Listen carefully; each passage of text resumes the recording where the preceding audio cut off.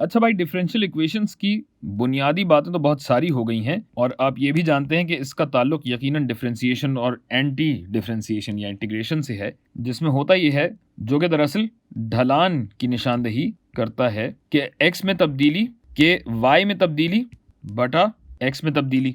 और फिर इस तब्दीली को आप कहते हैं कि इतनी छोटी होती जाती है कि तकरीबन सिफर हो जाती है। और फिर डिफरेंशिएशन के बारे में आपको ये भी बताया था कि अगर ये सिफर के करीब से करीब तर होती चली जाए, बहुत छोटी तब्दीली हो जाए, तो इसको हम डेल्टा से नहीं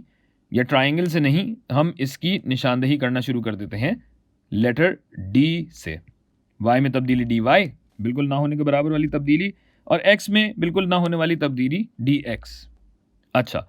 और आपने ये भी देखा है कि अक्सर हम कहते हैं कि फंक्शन y के बराबर है, क्योंकि अक्सर हम लोग ग्राफ पे फंक्शन की निशानदेही y से कर रहे होते हैं या फंक्शन की वैल्यूज y एक्सिस पे आ रही होती हैं, तो अक्सर आपको ऐसे लिखा हुआ नजर आएगा, जिसकी वजह से f डैश को अक्सर y डैश भी कहा जाता है या y प्राइम, और जाहिर है d वाली बात जो मैंने आपको बताई उस हिसाब से dy बाई dx भी कहा जाता है। और इस वीडियो में आपको मैं सिर्फ ये बात बताना चाहता हूं कि अक्सर आपको डिफरेंशियल इक्वेशंस में नज़र आएगा कि इस dy और dx को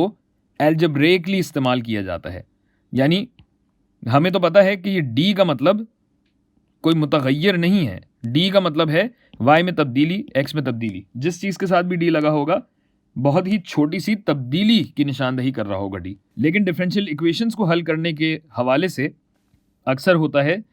कि जिस तरह मिसाल के तौर पे dy by d x is equal to y अगर आपको कहा गया हो, तो दोनों साइडों को dx से मल्टीप्लाई कर दिया जाता है और ये हो जाता है dy is equal to Y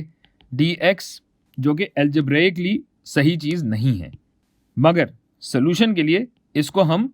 इस तरह कर लेते हैं और इस तरह करने की इजाज़त है। फिर हमने